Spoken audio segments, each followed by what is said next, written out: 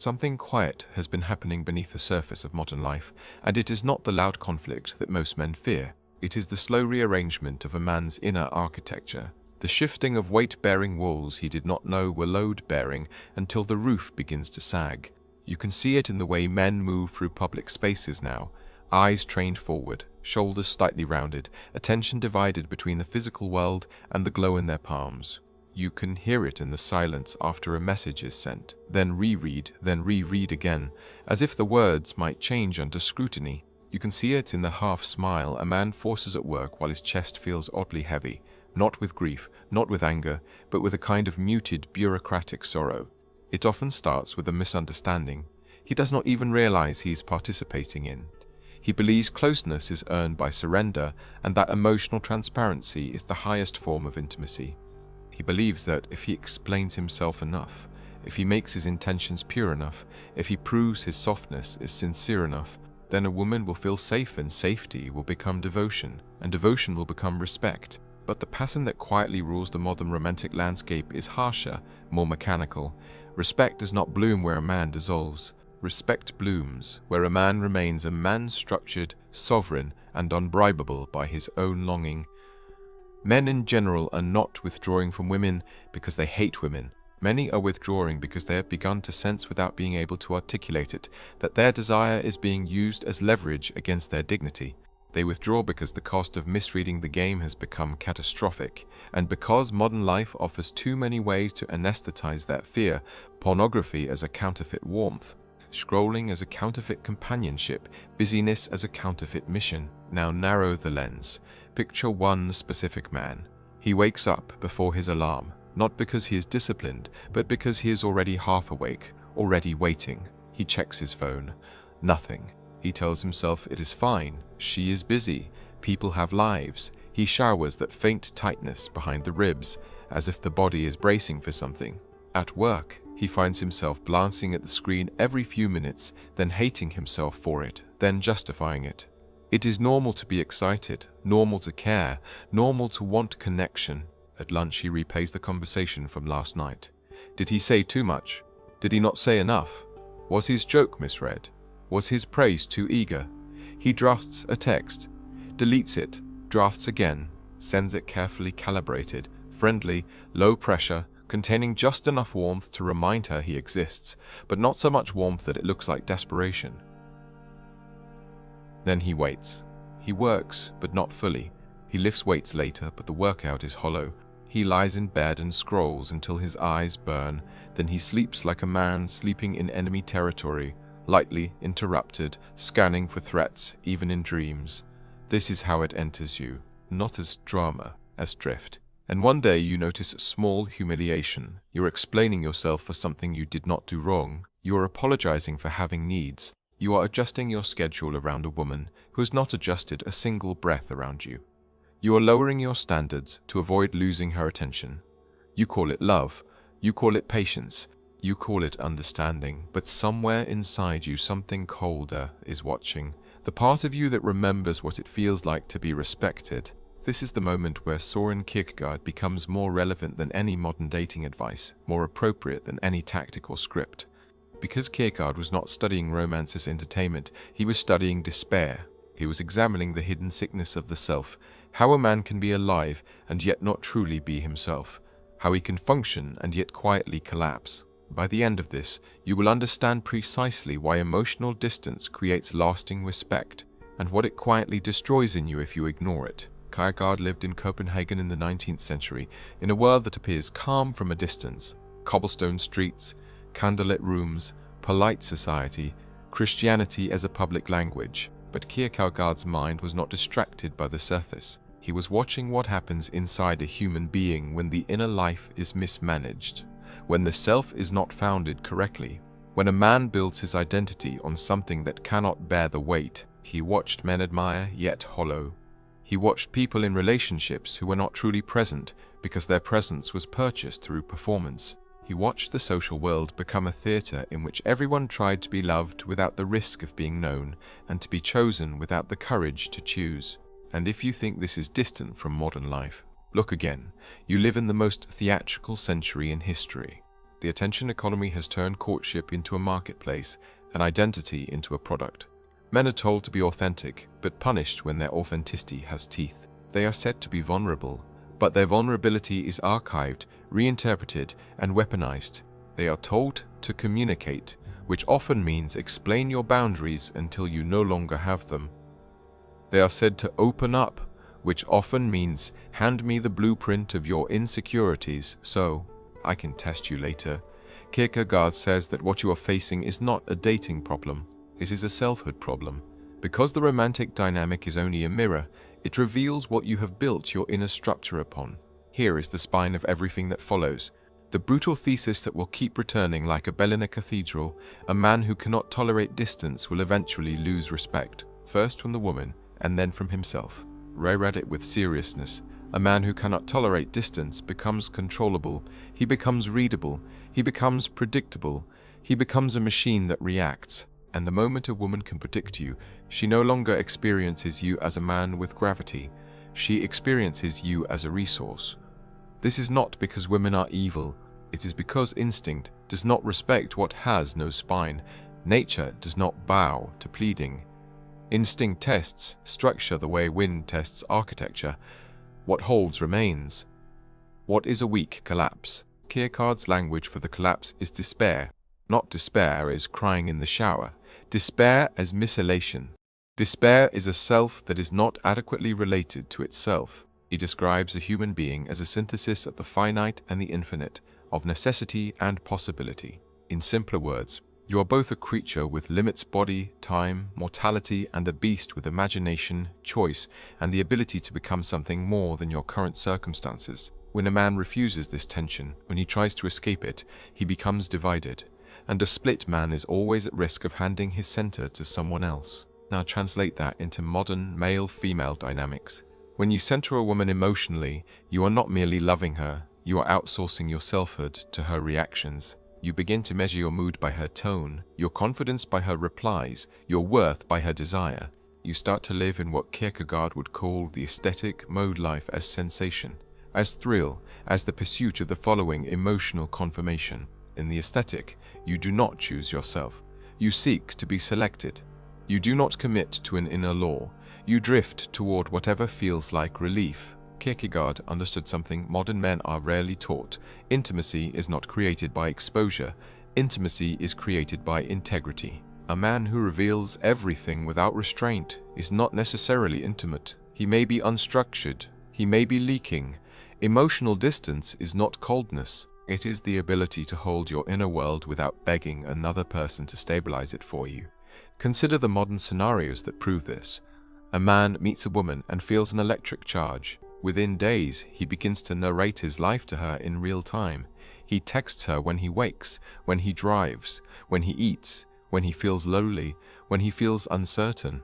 He gives her continuous access to his internal weather. He calls it closeness. But what he is really doing is asking her to become his emotional regulator. At first, she is flattered. Then she is burdened. Then she is subtly disgusted, not by his feelings, but by his dependence. She may not even know why she pulls back. She feels it. His presence has no boundaries, and what has no boundaries has no value. Currency requires scarcity. Architecture requires walls. A man without distance is a man without shape. Or, another scenario, a man is in a relationship and senses her respect fading. He responds by becoming more available, more agreeable, more communicative. He increases his emotional output the way a failing business increases advertising. He thinks the solution is to prove his love louder, but what she is detecting is not a lack of love. She is detecting that his life has lost hierarchy, that she has become the sun, and everything else in him is orbiting. And a woman cannot respect a man who has no higher center than her moods. Kierkegaard would say, this is the sickness of wanting to be oneself in the wrong way, of becoming a self through another person, rather than through a chosen commitment. He wrote that the most common form of despair is not being who you are. And most men do not realize that chasing is not merely a behavior, it is an identity confession. It says, I do not have myself, so I'm trying to get myself through you. And perhaps the sharpest modern example, the man who over-explains, he is not merely communicating, he is bargaining. He believes that if he can make his inner logic visible enough, He will be exempt from rejection. He thinks clarity will save him. But Kierkegaard would call this a refusal of risk. Real love requires risk because it requires choice without guarantee. When you over-explain, you are trying to eliminate the uncertainty that makes you a man. You are trying to control the mirror. Kierkegaard's thought returns again and again to the idea that to become a self, you must choose yourself in the face of anxiety. Anxiety, for Kierkegaard, is not merely fear. It is the dizziness of freedom, the feeling you get when you stand at the edge of possibility and realize you could become many things, including someone you cannot predict. Modern men feel this dizziness in relationships and try to numb it with more contact, more reassurance, more closeness. But the numbing is the beginning of despair. A man who understands Kierkegaard learns to do something rare. He learns to endure the space between messages, the silence after honesty, the waiting after setting a boundary. He learns to let a woman react, but he remains. This is emotional distance, not as punishment, but as sovereignty. Now we move on to the autopsy, because it is not enough to know the thesis. You must see how the collapse happens inside you, step by step, like a slow failure of a bridge. Phase 1 is numbness disguised as normality. What you think is happening is simple. You think you are being patient. You think modern dating is just chaotic. You think ambiguity is romantic, that unpredictability is chemistry. You believe the unease you feel is the cost of connection. What is really happening is that you are becoming conditional. You are beginning to exist on loan. Your own actions, your own discipline, your own mission no longer produce your inner state. Her availability produces it. Kierkegaard would say, you are living in immediacy life as reaction rather than choice. You begin to reorganize your day around the possibility of access to her. You answer quickly. You wait. You postpone tasks because she might call. You stop doing the deep work that makes you proud because you are doing the shallow work of monitoring her mood. You tell yourself you are just investing, but investment implies a return. This is not an investment. This is a tribute. Phase 2 is justification and self-negotiation. Now there is a slight discomfort, a faint disrespect, a subtle inconsistency. Maybe she cancels at the last minute. Maybe she flirts with the world in front of you. Maybe she tests you with a cold tone. Maybe she disappears and returns as if nothing happened. You feel the tightening in your stomach and you consider confronting it. But then you negotiate with yourself. She did not mean it. It is probably stress. You do not want to seem insecure. You do not want to lose her. You do not want to become the man who overreacts. So you perform the oldest betrayal. You abandon your perception. You betray the part of you that knows what is happening. You do not want to face the anxiety of choice, so you choose numbness. Kierkegaard would call this a form of despair, not wanting to be oneself, because being oneself requires the courage to stand alone if necessary. You begin to apologize for things you do not believe are wrong. You start to soften your boundaries into suggestions. You start phrasing your needs as permission requests. You become polite when you should be clear. You become gentle when you should be firm. And because you are a man with a conscience, you tell yourself you are being loving. But love without backbone becomes servitude. Phase 3 is self-abandonment and loss of respect. This is where the micro-behaviors become visible. You text too much, not in quantity alone, but in texture. Your messages carry a question mark energy, an invisible plea. Are we okay? Did I upset you? I just want to understand. I'm sorry if the phrases are soft on the surface, but beneath them is a confession. Your emotional stability is now in her hands. You wait on replies like a man waiting on a verdict. You watch her online status. You interpret emojis. You try to read the machinery of her attention. You become a detective not of truth but of hope. Your sleep degrades. Your gym routine becomes inconsistent. You stop doing the things that gave you quiet self-respect because you are busy managing an emotional market that is rigged against you, the market of reassurance.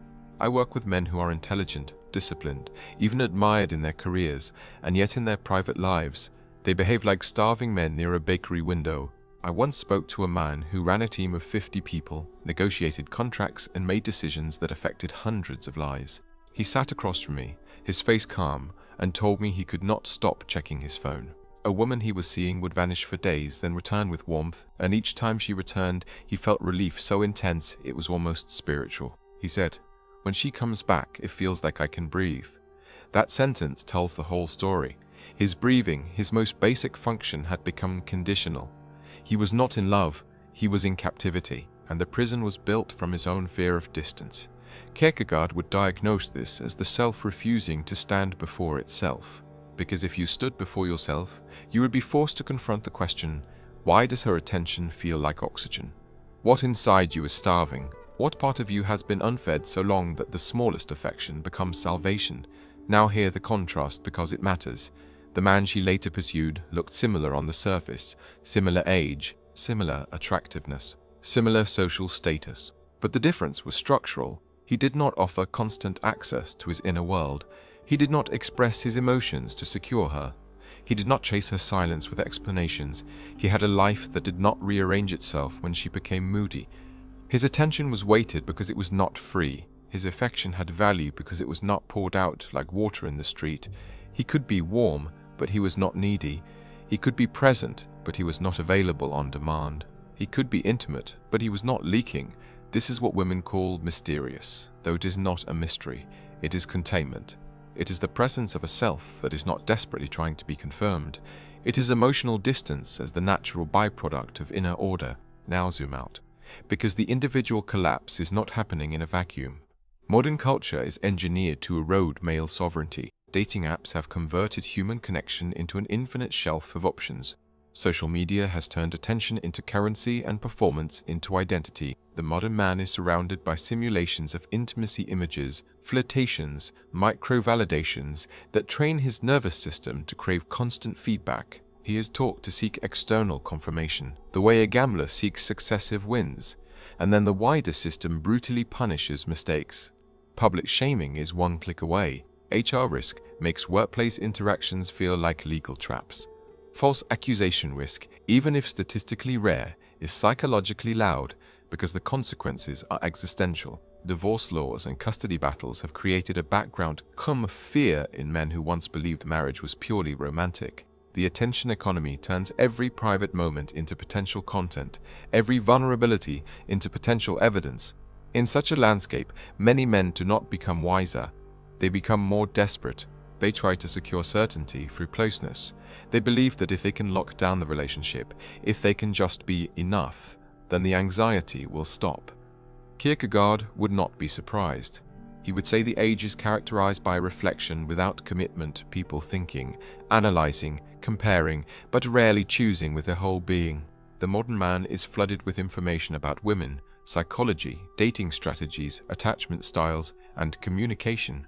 He can explain everything, but he cannot choose himself. He cannot endure the loneliness that comes with maintaining boundaries. He cannot tolerate distance, and so he becomes the perfect subject for manipulation, not necessarily by a malicious woman, but by the impersonal machinery of the market. Because when you cannot tolerate distance, you will pay for closeness with your dignity. You will trade your time, your attention, your mission, your standards, everything, to reduce the ache of uncertainty. This is why emotional distance creates lasting respect. It signals that you are not governed by panic. It signals that you can survive without her. Not because you want to hurt her, but because you are not trying to use her as an antidepressant. It signals that your love, if you give it, is chosen, not extracted. Here are lines you should carve into memory because they tell the truth without decoration. If you cannot endure silence, you will become a servant to whoever controls noise. A man who explains himself to be accepted will eventually erase the very self she wanted to take. If your peace depends on her replies, your masculinity is no longer yours. She does not destroy your mission, she reveals whether you had one. And this is the cultural tragedy. Many men are not becoming more loving, they are becoming more negotiable. They are becoming more humagotiable. They are becoming men who can be trained. They respond to withdrawal with increased output. They respond to disrespect with appeasement. They react to uncertainty with confession. They react to the fear of loss with self-abandonment. Kierkegaard would call this despair because it is a failure of relationship, not with the woman, but with the self. The self has become improperly grounded. It is no longer founded upon an inner commitment. It is founded upon an external mood. The cost of staying blind is not merely heartbreak. It is a slow erosion of self-respect. It is the hollowing of your life until you become a man who performs rather than lives. It is paranoia because you know somewhere that your stability is not your own. It is numbness, because you cannot live on a treadmill of hope forever. Eventually, your nervous system shuts down. It is the quiet tragedy of men becoming strangers in their own lives. Now we translate this into action, not as cheap advice, but as a return to sovereignty. Notice the invisible pattern of emotional kneeling. It does not always look like begging. Sometimes it seems like being understanding. Sometimes it seems like giving her space while secretly waiting with your entire nervous system on alert. Sometimes it seems like long paragraphs sent at midnight, trying to repair a mood you did not create. Most men, by default, respond to uncertainty with increased emotional output. They text more, they explain more, they offer more access. A sovereign man does the opposite. He does not flood the room when the air gets cold. He remains. He becomes quieter, not because he is playing a game, but because he refuses to negotiate his dignity for reassurance. He gives clarity once. He sets a boundary once. He does not repeat himself like a salesman. Stop pretending that your anxiety is love. Anxiety is not proof of depth. It is proof of dependence. When you feel the impulse to chase, pause and ask, what am I trying to avoid feeling? Usually, the answer is the dizziness of freedom, the terror that you might have to choose yourself even if it costs you her. Refuse the pattern of mission abandonment. Most men do not lose women because they are too focused on their mission. They lose women because they secretly have no mission strong enough to withstand longing. They treat the relationship as the center and their life as the accessory. They skip the gym. They delay the project. They neglect friendships. They stop building their inner architecture because they are building a shrine to her attention. A man who understands Kierkegaard keeps the hierarchy clean. His mission remains the spine, not as an excuse to be distant, but as the foundation that prevents him from becoming a beggar. He does not cancel his life to prove devotion. He invites her into a structure that already exists. Recognize overexposed vulnerability. Most men misunderstand vulnerability as dumping. They confuse confession with intimacy. They open their wounds too early, too fully, not because they trust her, but because they want her to prove she will stay. They hand her their fear and call it honesty. A sovereign man is not emotionally constipated, but he is disciplined. He reveals himself in stages as trust is earned, and he does not use his pain as a currency to buy closeness. Kierkegaard would say that becoming a self involves standing before oneself with seriousness. Your inner world is sacred architecture. Do not turn it into public scaffolding for a relationship that has not yet proven it can hold weight. Allow her to react while you remain steady. Many men panic when a woman becomes emotional, distant, or uncertain. They try to fix it immediately. They treat her feelings like alarms. But part of masculine strength is the capacity to remain stable while emotions move through the room. A woman will test that stability, not as cruelty, but as instinct. She needs to know whether your center holds when the weather changes. If you chase her emotions, you teach her that your center is negotiable. If you remain calm, you teach her that your presence is not a tool she can pull like a lever. Begin to move as if your attention is a form of currency and spend it with intention. Most men pay attention like a rich man who hates himself, wastefully, compulsively, trying to buy warmth from strangers. A sovereign man spends attention like a man protecting a kingdom. He is selective. He is present when present. He is absent when absent. He does not hover. This is not manipulation. It is respect for your own life. Now the initiation. 2 paths, 2 futures, and you will walk into one of them, whether you choose or not. If you ignore this, you will become a man who lives in a permanent state of emotional bargaining. You will keep meeting women who excite you and then slowly hollow you out, not because they are predators, but because you keep offering your spine as payment. You will become more careful, then more cynical, then more numb. You will begin to believe that love is a trap. You will posture as indifferent, but inside you will be starving.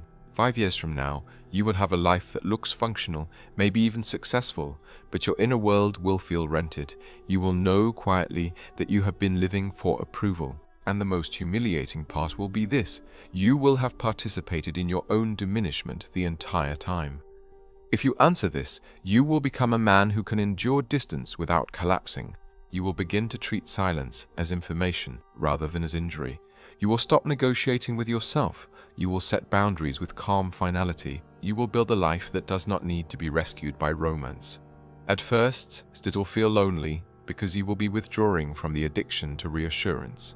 You will feel the dizziness of freedom, but 5 years from now, your days will be quieter, cleaner, and more disciplined. You will have fewer people around you, but more respect in the relationships you keep. Women will sense something different in you, not arrogance, not coldness, but gravity.